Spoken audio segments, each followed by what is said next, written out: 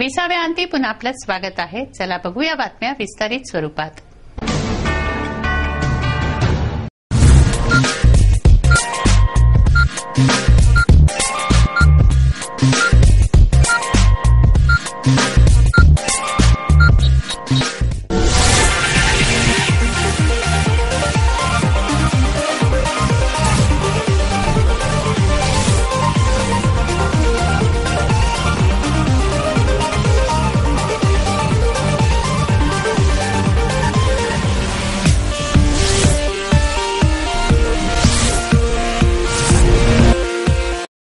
नमस्कार.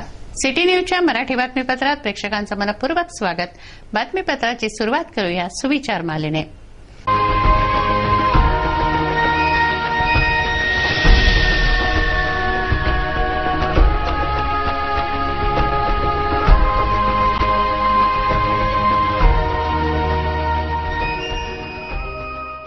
आता बघूया बातमीपत्रातील ठळक बातम्या.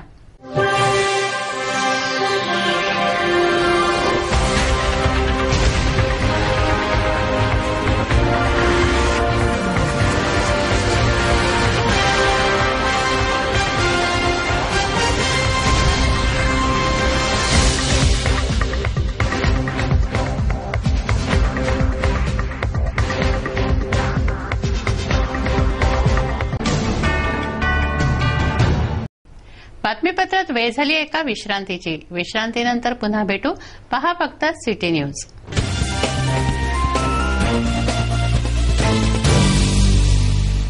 रोजगार हमी योजनेअंतर्गत काम करूनही मजुरी न मिळाल्याने मजुरांनी विभागीय आयुक्त कार्यालयासमोर उपोषण सुरू केलंय.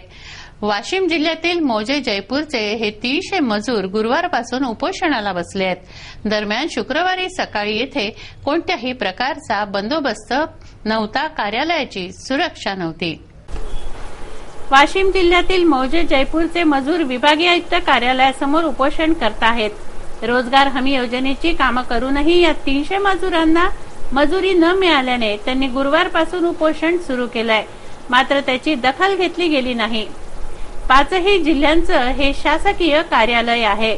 मात्र या कार्यालयाची सुरक्षा वाऱ्यावर आहे. सिटी न्यूजची कॅमेरा टीम सकाळी या कार्यालयावर गेली असता कार्यालय तर बंद होतं, मात्र गुरुवारपासूनचे उपोषणकर्ते येथे होते. या कार्यालयाची कोणतीही सुरक्षेची व्यवस्था येथे नव्हती, पोलीस तैनात नव्हते असा कळीचा मुद्दा उपस्थित होतोय. दुसरं म्हणजे येथे येणाऱ्या आंदोलकांसाठी प्रसाधनगृहाची सोय नाही आणि देहधर्म तर प्रत्येकालाच लागले आहेत. तेव्हा या आंदोलकांनी प्रातर्विधी उरकले ते ऑफिसर्स क्लब, उद्यान व खुल्या रस्त्यावर. ही 5 जिल्ह्यांच्या कार्यालय परिसराची शोकांतिका आहे. महानगरपालिकेत माहिती अधिकाराच्या विषयावर कार्यशाळा घेण्यात आली. माहिती आयुक्तांच्या हस्ते या कार्यशाळेचं उद्घाटन करण्यात आलं. माहितीच्या अधिकाराचं हनन होऊ नये याविषयी मार्गदर्शन करण्यात आलं. महापालिकेच्या डॉक्टर बाबासाहेब आंबेडकर सभागृहात माहिती अधिकार विषयावर कार्यशाळा घेण्यात आली. माहिती अधिकार आयुक्त बनसोड यांच्या हस्ते कार्यशाळेचं उद्घाटन करण्यात आलं. मनपा आयुक्त गुडेवार, मार्गदर्शक राजेंद्र पांडे व अधिकारी वर्ग येथे उपस्थित होता. कोणीही कोणतीही माहिती मागितल्यास 30 दिवसाच्या आत माहिती दिली जावी, कायद्याची भीती बाळगू नका अशा सूचना व मार्गदर्शन कार्यशाळेत करण्यात आलं.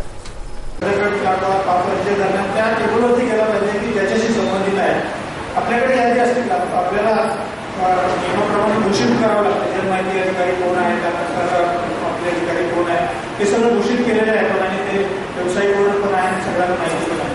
तर कुठलाही बोर्ड आला असतो त्यांनी तो संबंधित विषय काय आहे ते बघून त्याचा जनमाहिती अधिकारी कोण आहे हे निश्चित करायचं आणि त्याच्यापर्यंत तो अर्ज इतक्या लवकर त्याला पोहोचवता येईल, इतक्या लवकर त्यांनी त्याच दिवशी जर पोहोचवला किंवा दुसऱ्या दिवशी जास्तीत जास्त दुसऱ्या दिवशी सकाळी त्याच्यापर्यंत जर पोहोचला आणि मग त्या ब्रँचमध्ये सुद्धा त्यांनी सेपरेट माहिती अधिकाराच्या अर्जाची सेपरेट नोंदवही ठेवली पाहिजे.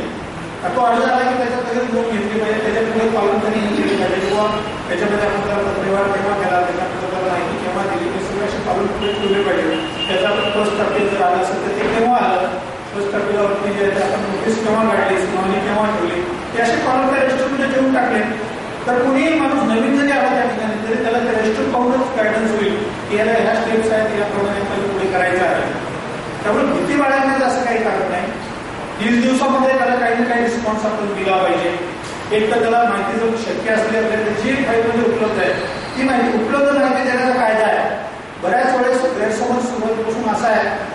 सप्टेंबरमध्ये गणेशोत्सवादरम्यान बकरी ईद येते आहे. या पार्श्वभूमीवर नागपुरी गेट पोलिसांनी जमियतुल कुरेशी संघटनेची बैठक घेतली. शिवाय कुरेशी जमातीनं सीपी कलेक्टर यांना 3 दिवसांची सूट कुर्बानीसाठी मिळावी यासाठी निवेदनही दिलं. गणेशोत्सवादरम्यान बकरी ईद असल्याने दोन्ही सण कोणतीही अनुचित घटना न घडता साजरे व्हावे यासाठी नागपुरी गेट पोलीस ठाण्यात जमियतुल कुरेश संघटनेची बैठक घेण्यात आली. एसीपी चेतना तिडके व पीआय दत्ता गाडवे यांनी ही बैठक घेतली. कोणत्याही प्रकारे कोणालाही न दुखवता सण साजरे करावे अशी भूमिका जमियतुलने मांडली. यासाठी संघटना जिल्हाधिकारी सीपी यांना निवेदन देणार आहे. रिलायन्स 4G साठी शहरात जे अवैध काम करण्यात आलं या संदर्भात अमरावती शहर युवा नागरिकांच्या वतीने मनपा आयुक्तांना निवेदन देण्यात आलं. रिलायन्स 4Gचा विरोध युवा नागरिकांनी केला. अमरावती शहर युवा नागरिकांच्या वतीने मनपा आयुक्त गुडेवार यांना निवेदन देण्यात आलं. रिलायन्स 4G साठी अवैध काम करण्यात आलं. रिलायन्स 4G साठी जे काम झालं त्यामुळे रस्त्यांचं नुकसान झालं. या प्रकरणाची चौकशी करून अमरावतीकरांना न्याय देण्याची मागणी शहर युवा नागरिकने केली आहे.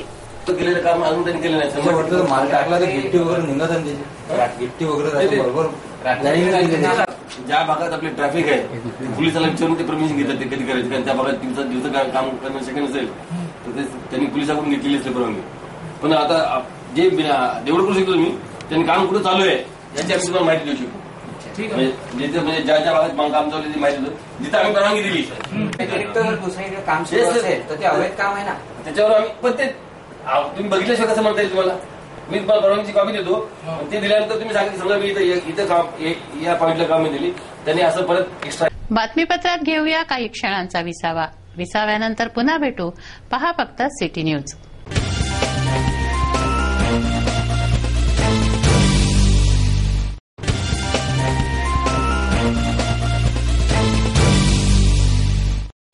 विसाव्याअंती पुन्हा आपलं स्वागत आहे. वळूया उर्वरित घडामोडींकडे.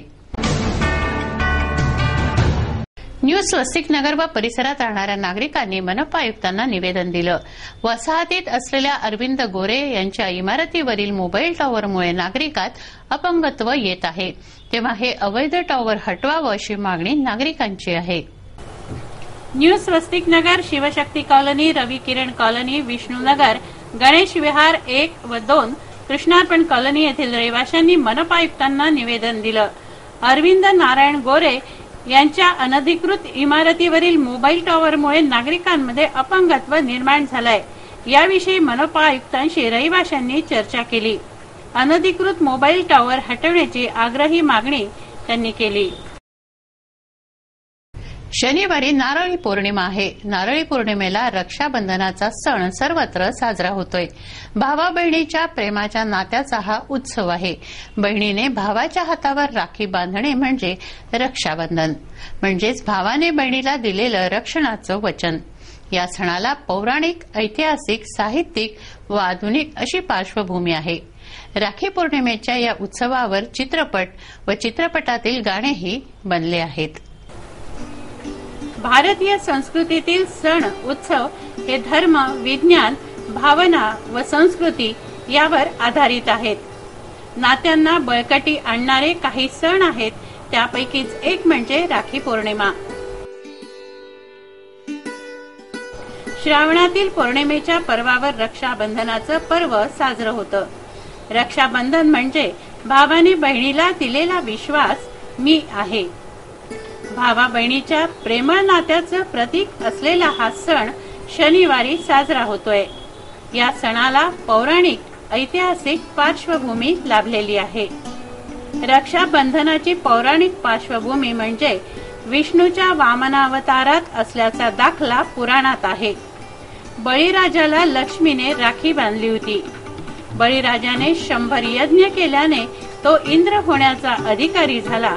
त्यामुळे इंद्राचं आसन डळमळलं. म्हणून इंद्र व देवतांनी विष्णूची प्रार्थना केली असता विष्णूने वामनावतार घेतला व बळीराजाला पाताळात घातलं. मात्र बळीराजाने वरदान मागितलं की भगवान विष्णूने 24 तास त्याच्या दृष्टीसमोर असावं, म्हणून विष्णू द्वारपाल झाले.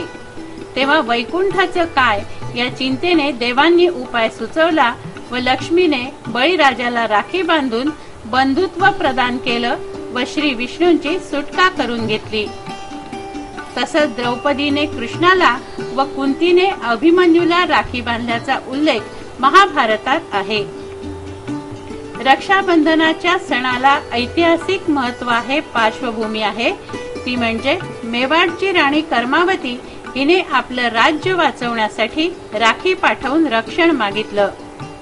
बहादूर शाह जफर व आणखीही राजांनी मेवाडवर स्वारी केली असता राजपूत राणी कर्मावतीने हुमायूनला राखी पाठवली व स्वतःच्या रक्षणाची जबाबदारी दिली. हुमायूनने मुस्लिम असूनही राखीची लाज राखली. राणी कर्मावतीला कुमक पाठवून तिचं व राजाचं रक्षण केलं.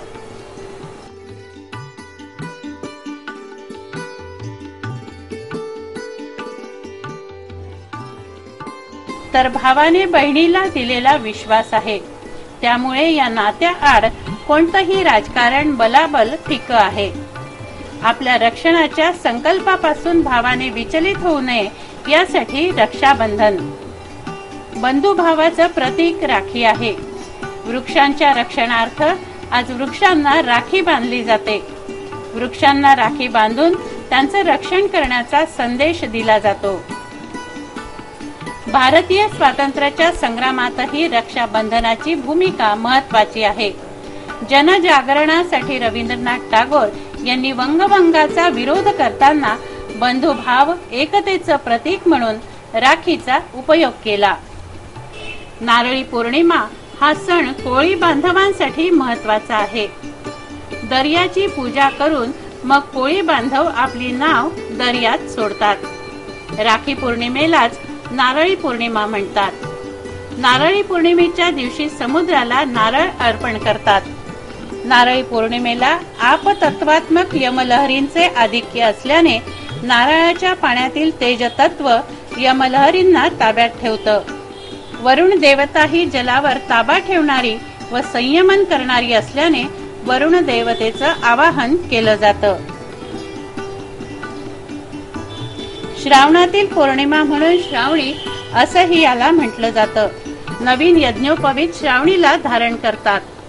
अमरनाथ यात्रा गुरुपौर्णिमा ते राखी पौर्णिमा अशी असते. पौराणिक ऐतिहासिक याबरोबरच साहित्यिक महत्वही राखी पौर्णिमेला आहे. बहीण भावाच्या या सणावर अनेक चित्रपटही तयार झालेत तर अनेक गाणीही गाजली आहेत. रक्षाबंधन चित्रपट निघाला होता तर भैया मेरे राखी के बंधन को निभाना हे गाणं अजरामर झालं आहे. मराठी हिंदी चित्रपटातून बहीण भावाच्या नात्याची दृढता दाखवताना भावना जपताना राखी पौर्णिमेचा सण चित्रपटात आवर्जून घेतल्याचं दिसून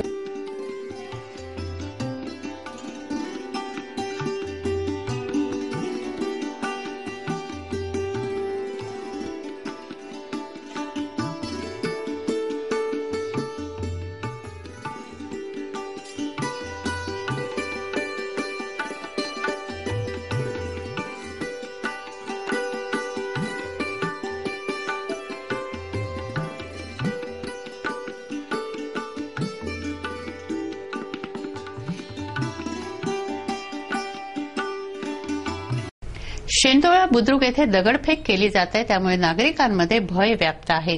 काही आठवड्यापासून बुद्ध मूर्ती व परिसरात समाजकंटक दगडफेक करत आहेत. पोलिसांकडे तक्रार देऊनही दगडफेक बंद झालेली नाही असं नागरिकांचं म्हणणं आहे. तिवसा तालुक्यातील शेंदोळा बुद्रुक येथे गेल्या काही आठवड्यांपासून सतत दगडफेक होते आहे. समाजकंटक गावातील वातावरण बिघडवत आहेत.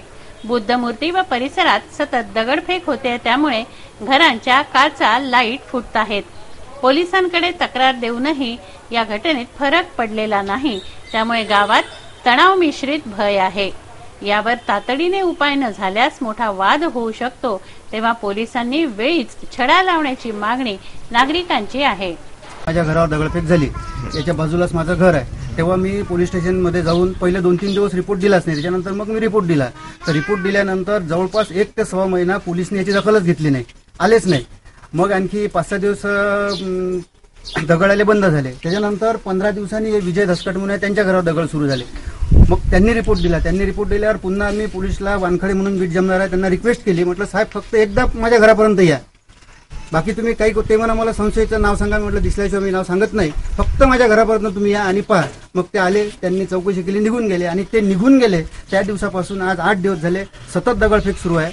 आणि काल तर जवळपास म्हणजे गौतम बुद्धाची इथे मूर्ती आहे, त्या मूर्तीला इथे दगड लागले. मी त्यांना तेव्हाही सांगितलं होतं की साहेब माझ्या घराच्या बाजूला गौतम बुद्धाची मूर्ती आहे, तेव्हाही असं होऊ शकते, तुम्ही थोडंसं याचं काळजीपूर्वक थोडीशी चौकशी करा. पण 1-1.25 महिना त्यांनी दखल घेतली नाही. एक नजर बातमीपत्रातील अन्य महत्वाच्या घटनांवर. गेल्या महिनाभरापासून सुरू असलेल्या कोकिळा व्रताची सांगता पौर्णिमेला होते. त्यानिमित्त होम हवन करण्यात येत आहे. बुधवारातील श्री नृसिंह मंदिरात कोकिळा व्रताची पूजा मांडण्यात आली होती. येथे व्रताची सांगता झाली. उपवास करणाऱ्या महिलांनी होमात आहुती टाकल्या. काही दाम्पत्यांनी होम हवन केलं. दाक्षायणी कोकिला देवी ओम दाक्षायणी कोकिला देवी ओम दाक्षायणी कोकिला देवी ओम दाक्षायणी कोकिला देवी ओम दाक्षायणी कोकिला देवी ओम दाक्षायणी कोकिला देवी ओम दाक्षायणी कोकिला देवी ओम दाक्षायणी कोकिला देवी ओम दाक्षायणी कोकिला देवी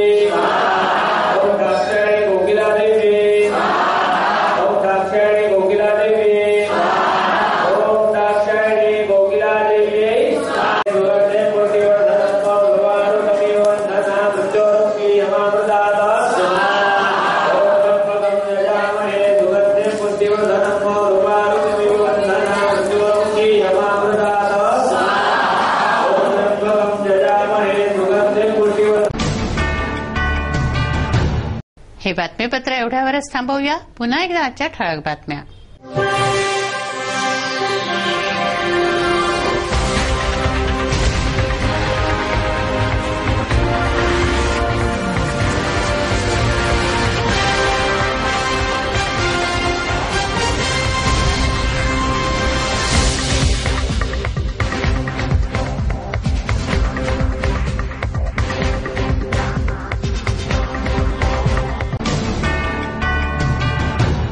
वेळ झाली आहे आपली रजा घेण्याची. आपणास काही माहिती द्यायची वा काही सुचवायचे असेल तर आमच्याशी थेट संपर्क करा.